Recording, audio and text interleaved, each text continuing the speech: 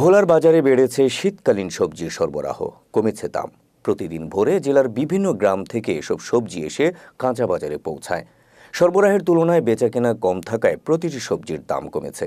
এতে স্বস্তিতে সবজি কিনতে পেরে খুশি ক্রেতারা। বিক্রেতারা বলেন ৫-৭ দিনের ব্যবধানে প্রতিটি সবজির দাম কমেছে। বাজারে শীতকালীন সবজির সরবরাহ বেশি থাকায় কৃষকরা ন্যায্য মূল্য পাচ্ছে না।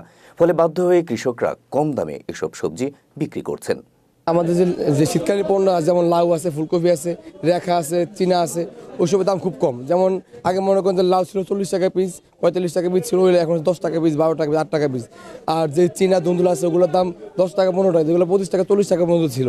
কিন্তু কৃষকের পণ্য উৎপাদন অনুযায়ী কৃষক পণ্যের সঠিক দাম পাচ্ছে না, কারণ আমাদের কাছে যারা কিনে নিচ্ছে, পাইকারি হিসেবে কিনে নিচ্ছে, তারা খুচরা বাজারের মালটা বিক্রি করতে পারতেছে না। ওই মালের উৎপাদন বেশি, মালের চাহিদা কম। তো ওই কারণে কৃষকেরা যে পণ্যের দাম ছিল 15 টাকা, 20 টাকা, সে পণ্যের দাম পাচ্ছে এখন 8 টাকা, 10 টাকা, 6 টাকা, এরকম মানে সব পণ্যের দাম কমে গেছে। কাঁচা বাজার তো অনেক মোটামুটি দাম কমিয়ে আছে, সবজিও বাড়তে আছে, দামও কমিয়ে আছে। আগে যে দাম ছিল অনেক কমিয়ে আছে, মানুষের খায়ও শান্তি আছে, সুখ শান্তি আছে, অনেক সুখ শান্তি। অনেক তরকারি ভালো ওটা তো দামও কম, সুবিধা অনেক ভালো। তো আলুর দামটা একটু কমছে। আলুর দাম 70 টাকা ছিল, এখন 50 টাকা, 45 টাকা হয়েছে। এই বেগুন 60 টাকা ছিল, বেগুন 29 টাকা, 35 টাকা চলে। এই এখন মোটামুটি বাজার মূল্য মোটামুটি স্বস্তির মধ্যে আছে।